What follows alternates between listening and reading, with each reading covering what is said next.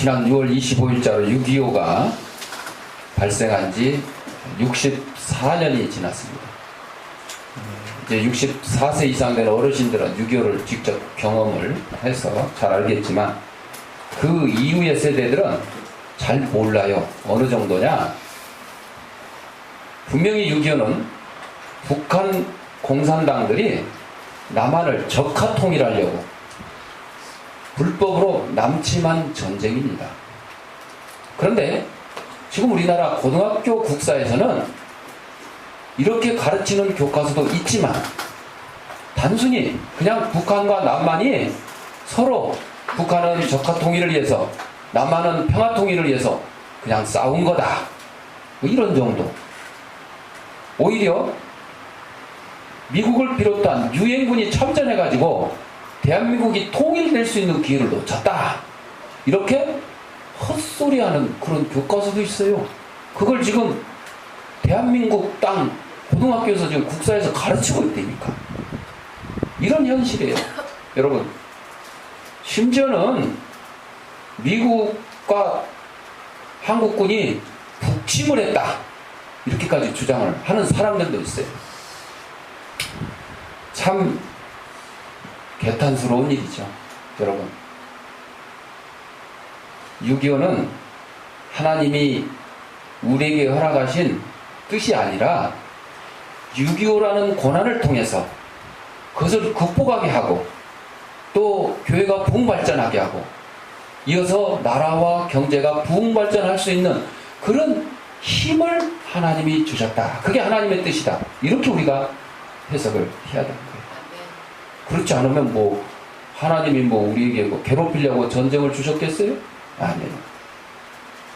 그런데 이 땅에는 아직도 세월호 사고 일어났으니까 박근혜 대통령 책임지고 물러가라고 하는 사람들이 왜 김일성 물러가라, 김정일 물러가라, 김정은 물러가라고 안 하는지 모르겠어요. 여러분, 세월호 침몰 사고로 몇만 명 죽었습니까? 아닙니다. 몇백 명. 그런데 6.25 동란을 통해서 6.25 불법 남침을 통해서 얼마나 많은 사람들이 죽었습니까? 미군만 해도 5만 명이 죽었어요. 미군만 해도. 여러분, 민간인까지 해서 수백만 명이 죽었습니다. 그 책임을 누구에게 물어야 돼요? 김일성에게 물어야 되는 거예요. 공산당한테 물어야 되는 거예요. 그 뒤를 이은 김정일과 김정은에게 물어야 되는 겁니다. 그거를 묻지는 아니하고 뭐 전교조, 불법 노조, 법의 노조 이렇게 됐다니까 교사들 나와가지고 한다는 소리가 박근혜 물러가라는 거예요. 사퇴하라는 거예요, 여러분. 이게 현재 대한민국에서 떠들고 있는 좌파 혹은 북한을 동조하는 그런 사람들의 얘기입니다. 그래 놓고 그거를 처벌을 한다, 시위를 막는다 그러면 왜 표현의 자유를 막느냐? 여러분, 표현의 자유도요, 법과 테두리 안에서 해야 되는 거예요. 아니, 법원에서 당신들 노조로 인정을 못한다, 이렇게 한 거는 받아들일 수가 없다는 거예요. 그리고 자기들은 하고 싶은 얘기를 다 하겠다는 거예요. 현재 대한민국의 현실이 이렇습니다. 여러분, 우리 기독교인들이 정말 정신 차리고 나라와 민족을 위해서 기도해야 될 것이, 우리 대한민국이요, 평화 통일 안 되면 그냥 이대로 사는 게 차라리 나아요. 여러분, 통일이 목적이 아니에요. 평화 통일이 안 되면 무슨 통일? 적화 통일이라도 하겠다는 사람들이 이북의 북한의 공산당들이고 남한의 이를 동조하는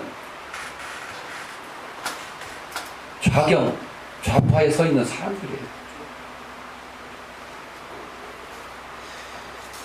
6.25 사변 64주년을 지내면서 다시 한번 우리는 이런 고난을 어떻게 이겨 나가야 되겠고, 어떻게 나라와 민족을 위해서 우리가 수고하고 애를 써야 되는가, 그걸 한번 기억을 해야 돼요. 다시 한번. 오늘 본문 말씀 이사야 40장 31절 여호와를 앙망하는 자, 여호와를 앙망. 유다 백성들은 자기들이 범했던 우상 숭배 죄는 생각하지 않고 여호와께서 자신들이 고통받는 것을 외면하신다고 불평했는데 이사야는 이러한 그들의 불평이 잘못된 것을 지적을 합니다. 여러분, 총기 사고가 나고 세월호 침몰 사고가 날 때마다 많은 사람들은 책임 추궁을 하고 누구 탓이라고 불평을 합니다. 내가 잘못했다. 내가 회개하지 못했다. 내가 좀 더 신경 쓸 걸. 이런 사람은 몇 명 없습니다. 거의 불평하고 책임 추궁하고 그냥 걸핏하면 누구 물러나라 그러고. 여러분, 뭐 사고 날 때마다 대통령 물러나면 대통령을 뭐 일주일에 한 번씩 뽑아야 돼? 한 달에 한 번씩 뽑아야 돼? 5년에 한 번 뽑으면 5년에 한 번. 100% 찬성해서 뽑은 건 아니에요. 그러나 민주주의 국가에서는 다수결의 원칙이기 때문에 많은 사람이 찬성하면 그대로 가는 거예요. 그러면 반대했던 사람들은 평생 반대해야 됩니까? 아니에요. 내가 비록 반대했지만 이제 새로운 대통령이 뽑혔으니 거기에 우리 힘을 합쳐서 나라와 민족을 위해서 충성을 하자. 우리 대한민국이 발전할 수 있도록 힘을 보태자. 이렇게 돼야 되는데 아니 웬걸 그냥 그 대통령 임기 끝날 때까지 물고 늘어지는 사람이 아직도 있어요. 아직도 있어. 아직도 있어. 우리의 잘못을 먼저 생각하고 나의 책임을 먼저 통탄하고 왜 이러한 사고가 일어나는지, 왜 이러한 사건이 일어나는지 우리가 다시 한번 되돌아봐야 됩니다. 누구를 원망하기 전에, 하나님을 원망하기 전에. 오직 여호와를 앙망하는 자는 새 힘을 얻는다 그랬습니다. 인간은 하나님을 의존하고 하나님을 바랄 수밖에 없는 의존적인 존재입니다. 왜? 하나님은 우리를 창조하셨기 때문에 하나님을 의지할 수밖에 없어요. 부모가 자식을 낳았기 때문에 자식이 부모를 의존하는 거하고 마찬가지입니다. 민규야, 그렇지? 그러면 날 봐. 의자 뒤로 딱 기대고 앉아. 그래서 우리는 하나님의 은혜를 받기 위해서 하나님을 바라보고 의지하라는 강한 권고의 말씀에 오직 여호와를 앙망하는 자는 새 힘을 얻는다는 본문 말씀입니다. 그래서 이사야 40장, 이사야 1장에서는 이스라엘의 당면된 현실을 바라보면 소망이 없음을 강변한 바 있습니다. 여러분, 대한민국 지금 뭐 세월호 사고, 뭐 총기 난사, 뭐 지금 뭐 총리를 새로 뽑으려는데 못 뽑아가지고 유임시키고 이런 걸 보면 참 답답하다, 그렇게 얘기들 하는 사람들이 많죠. 그러나 답답한 것보다 뚫릴 일이 더 많습니다. 뚫릴 일이 더 많아요. 그래서 이제 그들에게 하나님으로 인한 소망과 가능성을 조금씩 비치기 시작하는데 그 절정이 이사야 53장에 나타나게 됩니다. 거기서는 예수 그리스도에 대한 말씀이 나와 있어요. 오실 메시아에 대한 예언의 말씀이 나와 있어요.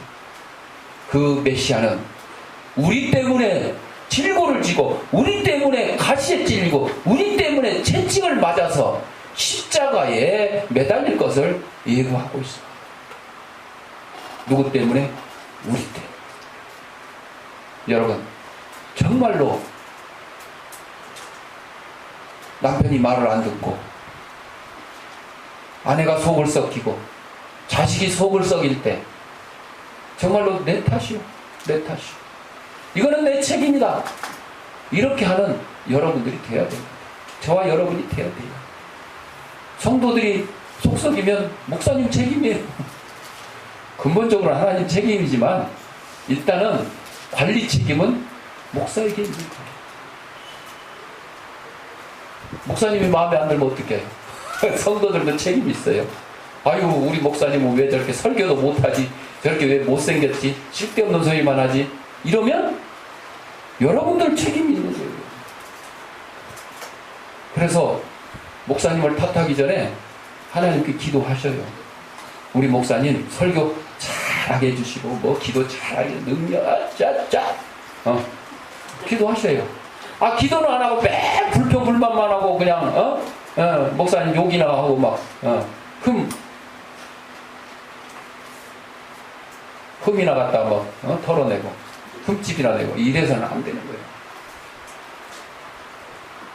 오늘 우리의 삶을 보면 무거운 짐을 짊어지고 넘어가야 될 고갯길이 많이 있어요.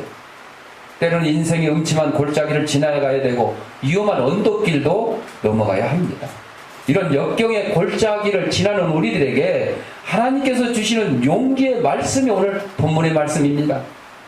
이스라엘이 곤고한 날에 여호와가 우리의 원통한 사정을 몰라준다고 원망하고 있을 때 이사야 선지자를 통해서 하나님께서 말씀하셨습니다. 오직 여호와를 앙망하는 자는 새 힘을 얻으리니 독수리의 날개침에 올라가면 같을 것이라 했습니다. 독수리가 얼마나 힘이 좋아요. 얼마나 힘이 좋아요. 응? 날개가 몸보다 배 이상 크죠. 엄청 크죠. 성도는 높이 떠서 멀리 보는 독수리처럼 돼야 돼요. 높이 떠서 멀리 보는 신앙을 위해 우리가 해야 할 일이 있습니다. 뭐를 해야 되느냐? 첫째, 주를 앙망하는 자에게 새 힘을 주신다는 사실을 기억을 해야 돼요. 두 번째, 주를 경외하는 자에게 위로와 도움을 주신다는 사실을 기억해야 되는 것입니다. 아이고 힘든데 누구를 앙망해야 돼? 주님을 앙망해요. 힘을 주신다고 그랬잖아요. 아유 어려운데 누구를 찾아야 돼요? 하나님을 찾아야 돼요. 하나님이 그 어려움을 해결해 주실 것이기 때문입니다. 아인슈타인 박사 얘기인데 제자 중에 한 사람이 성공의 비결이 무엇냐고 물었습니다. 성공을 S라고 했을 때 S는 X 플러스 Y 플러스 Z 이렇게 얘기를 했어요. 어떻게 해석을 좀 해주세요. X는 침묵. 여러분 침묵 시위할 때 마스크에 X 딱 쳐진 거 이렇게 하고 다니는 시위하는 거 나오죠. 침묵 시위라고. X 침묵. 말을 많이 하지 않는 것이 성공의 비결이라네.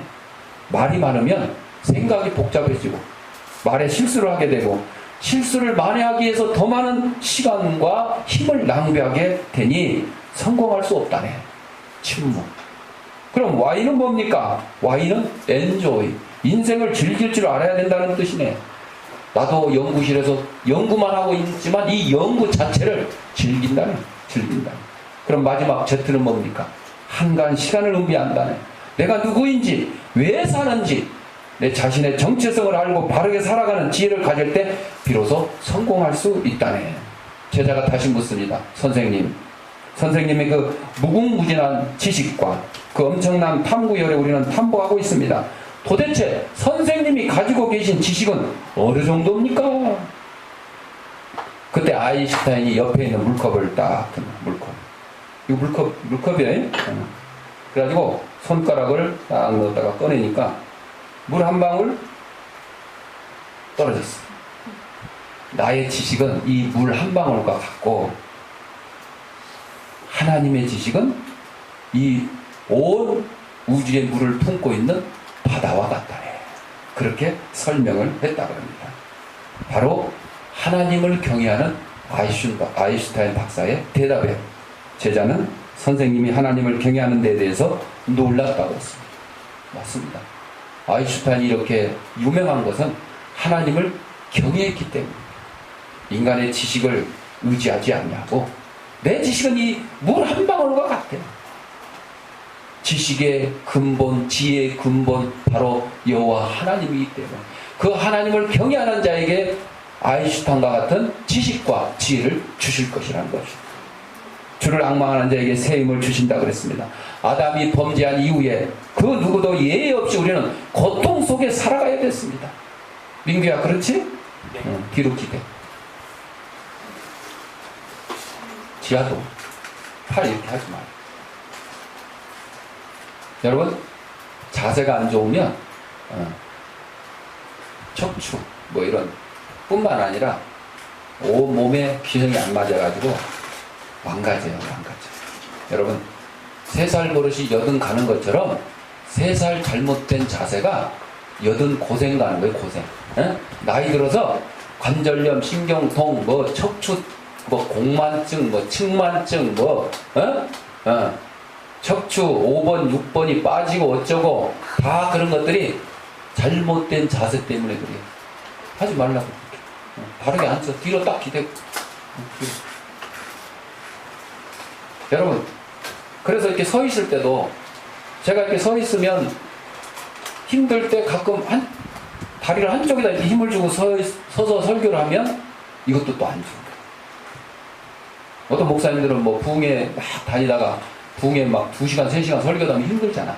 그러면 지하처럼 이렇게 마이크를 이러고 설교하시는 분도 있는데 오래 못 갑니다. 더 힘듭니다. 그러면 더 힘들어요. 바른 자세, 이게 좋습니다. 자,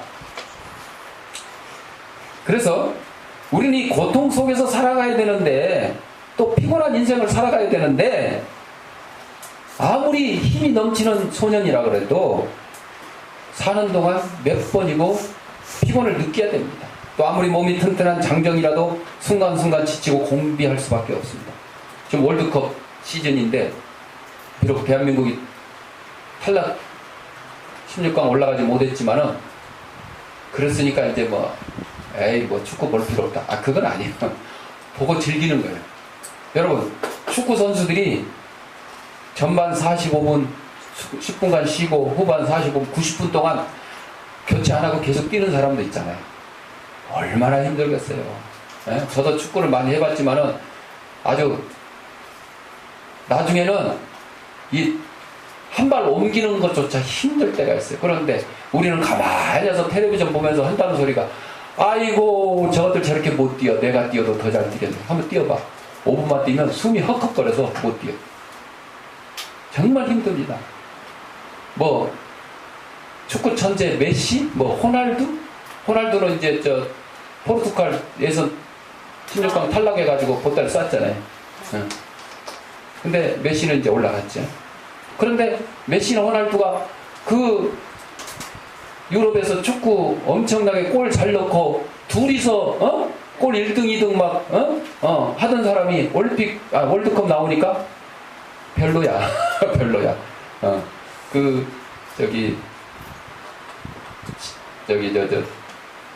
칠레인가 로드리게스인가 누군가가 지금 5골로 현재 득점 1위라 그래요.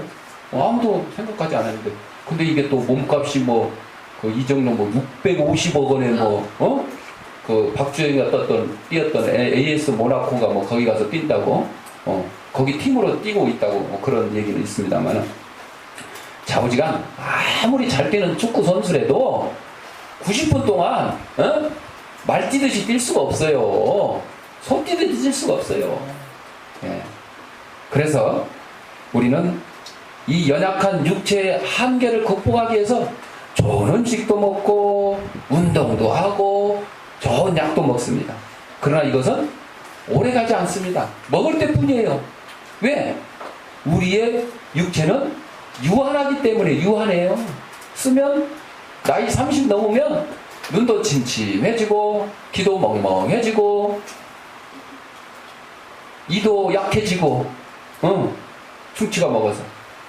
그런데 이사야 선지자는 이러한 연약함에서 벗어날 수 있는 유일한 방법을 민규에게 알려주고 있으니 민규야, 오직 여호와를 앙망하는 자는 새 힘을 얻으리. 개콘의 김영희가 앙대요 할 때가 아마 이 앙망에서 딴 것 같아요. 내가 지금 보니까 앙대요, 안대요를 앙대요 그러는데 앙망할 때 이거 딴 것 같아요. 새 힘을 얻으리니 독수리의 날개치며 올라감 같을 것이요 다른 박질하여도 곤비치 아니하겠고 걸어가도 피곤치 아니하요. 여러분, 힘들고 피곤할 때 약 먹고 운동하고 이거보다 더 좋은 게 뭐라고요? 여호와를 앙망하는 거. 앙망이 뭘까? 앙망. 어려운 말이죠. 앙망. 소망? 소망. 여호와를 바라면서 경외하고, 쉽게 말하면 그냥 주님한테 모든 걸 맡기는 거예요. 주님한테 모든 걸 맡기는 거예요. 그 비행기 세계 일주한 린드버그, 유명한 옛날 그 비행기 조종사 있었어요. 이 사람이 세계 일주하고 프랑스에 왔을 때 많은 사람들이 환영을 하면서 최초의 세계 일주를 한 거야. 요즘 뭐 아무것도 아니지만 그 당시에는 굉장히 어려웠었죠. 그의 곁에 왔고 담배회사 사장이 그에게 담배 한 대를 딱 주면서 이거 물고 사진 하나 찍으면 5만 달러. 그 당시 5만 달러요. 지금 5만 달러야 뭐 한 5, 6천만 밖에 안 되지만 그 당시 5만 달러는 수십억이에요, 수십. 그거 줄 테니까 사진 하나 찍자. 그랬더니 이 린드버그 대의가 나는 하나님을 경외하는 사람입니다. 그렇게 할 수가 없습니다. 그러면 담배를 피우지 말고 그냥 물고만 있어라. 이렇게. 흉내만 내라. 그랬더니 나는 세례받은 사람이요. 그것도 할 수가 없어. 이렇게 거절을 했다. 그 기사가 다음날 프랑스 일간지에 대서특필되었고 이 기사를 본 많은 성도들이 감동되어서 하나님께 영광을 돌렸다. 거절할 줄 아는 용기가 우리 성도들에게는 필요한 것이에요. 여러분, 세상의 돈과 명예와 권력 여기에 굴복한 성도들이 얼마나 많습니까? 지금 뭐 국회의원의 40%가 기독교인인데 솔직히 그들이 그 국회의원 되기 위해서 얼마나 많은 유혹과 얼마나 많은 뇌물과 결탁을 했는지 모릅니다. 하나님께서는 다 알고 계시죠. 하나님 말고도 아는 사람들이 있어. 준 사람 받은 사람 알고 있어. 밝히질 않아서 그렇지. 우리는 신앙을 위해서 거절할 줄 아는 용기가 필요해요. 민규야, 잠을 거절해. 너에게 오는 잠을 거절해. 나는 하나님을 위해서 너를 거절하겠다. 너는 이따 밤 10시 이후에 와라. 일찍 자라죠, 제발. 일찍 자. 여러분, 일찍 자면 일찍 일어나게 되고 덜 피곤하게 돼 있어. 오후에 이제 헌혈하러 가는데 헌혈하는 사람 4시간 이상 잠을 안 자면 헌혈을 안 시켜줘. 왜? 피곤해가지고 평소에 건강한 사람도 잠을 덜 자게 되면 이 혈액의 비중, 쉽게 말하면 헤모글로빈 수치 떨어지는 거예요. 빈혈이 생기는 거예요. 그러니까 제가 여러 번 얘기합니다만은 민규야 뒤로 기대 딱. 좀 힘들고 저거 나가 서 있어 뒤에. 옛날 저 성은이 형이 많이 그렇게 했지? 졸맨이라 그랬지. 너 졸맨 툭 저기서 나가 서 있어. 걸린.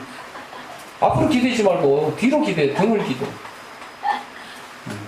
학교에서도 그러죠? 요새도 그러나? 졸리면 뒤에 가서 서 있고 그냥 서 있나? 손 들고 서 있어. 그냥 서 있어요. 책상. 그냥 서 있어. 책상 들고? 자, 거절할 줄 알아야 된다 그랬잖아. 거절할 줄. 신앙을 위해서 돈과 권력과 명예만 거절하는 게 아니라 신앙에 방해되는 잠도 거절해야 돼. 아니 뭐 밤에 잠 안 자고 누가 예배드리라고 그래서?